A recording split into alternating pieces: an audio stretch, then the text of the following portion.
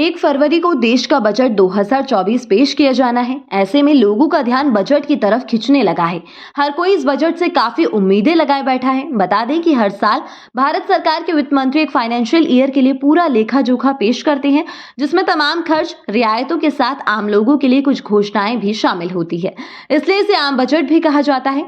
वित्त मंत्री निर्मला सीतारमण इस साल छठा बजट पेश करने जा रही है। बता दें कि आजादी के बाद से हर साल बजट पेश किया जा रहा है। इस बीच बजट में काफी कुछ बदला है। तो चलिए इस रिपोर्ट में आपको आजादी के बाद से अब तक बजट में आए कुछ खास बदलावों के बारे में बताते हैं। तो आजाद भारत का पहला बजट फरवरी के महीने में नहीं बल्कि नवंबर में पेश किया गया था। इस बजट को 26 नवंबर 1947 को तत्कालीन वित्त मंत्री आर.के. षणमुखाम शेट्टी ने पेश किया था। वकील और अर्थशास्त्री होने के साथ साथ एक राजनेता के तौर पर भी सक्रिय वित्त मंत्री आर.के. षणमुखाम शेट्टी द्वारा पेश किए गए आजाद भारत के पहले बजट में टैक्स प्रस्ताव नहीं था। इस बजट में 15 अगस्त 1947 से लेकर 31 मार्च 1948 तक के 7.5 महीने की अवधि को ही कवर किया गया था। साल 1955 तक बजट सिर्फ इंग्लिश में ही प्रकाशित होता था। बाद में 1955-56 से सरकार ने इसे हिंदी में भी प्रकाशित करना शुरू कर दिया।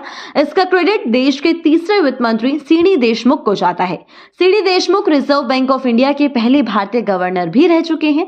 अंग्रेजी हुकूमत ने उन्हें रिजर्व बैंक ऑफ इंडिया का गवर्नर बनाया था। उन्होंने 11 अगस्त 1943 से 30 जून 1949 तक इस पद को संभाला था।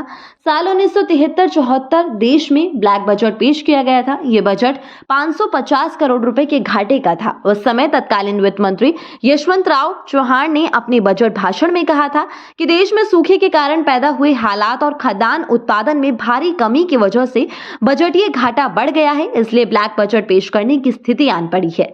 तब से इस बजट को ब्लैक बजट कहा जाने लगा। आजाद भारत में आज तक सिर्फ एक बार ही ब्लैक बजट पेश किया गया है। वहीं 1991 में तत्कालीन वित्त मंत्री मनमोहन सिंह ने जो बजट पेश किया उसे उदारीकरण बजट के रूप में माना जाता है। उस बजट में विदेश की कंपनियों को भारत में कारोबार करने के लिए खुली छूट दे दी गई थी। यहीं से भारत के उदारीकरण के दौर की शुरुआत हुई थी। इसके बाद भारतीय कंपनियों का भी देश के बाहर व्यापार करना आसान हो गया था।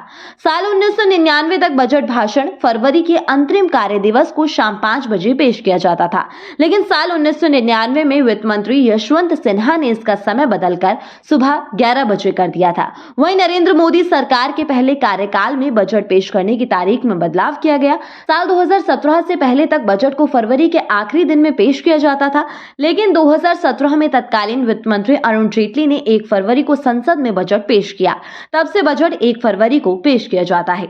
आजादी से पहले और आजादी के कई सालों बाद तक बजट के दस्तावेजों को रखने के लिए लेदर के ब्रीफकेस या बैग का इस्तेमाल किया जाता रहा। हालांकि समय समय पर बैग के रंग और डिजाइन को लेकर कई तरह के बदलाव किए गए, लेकिन मोदी सरकार के दूसरे कार्यकाल में जब निर्मला सीतारमण पहला बजट लेकर आई तो उन्होंने अंग्रेजों की परंपरा को भी तोड़ दिया और ब्रीफकेस और बैग दोनों को ही गायब कर दिया और इसकी जगह पर लाल रंग के कपड़े में बजट के दस्तावेजों को पेश किया गया, जिसे बही खाता कहा गया। वहीं कोविड-19 महामारी आने के बाद साल 2021-22 का बजट पेपरलेस यानी कागज रहित पेश किया गया। पेपरलेस बजट पेश करने का रिकॉर्ड भी मौजूदा वित्त मंत्री निर्मला सीतारमण के नाम ही दर्ज है।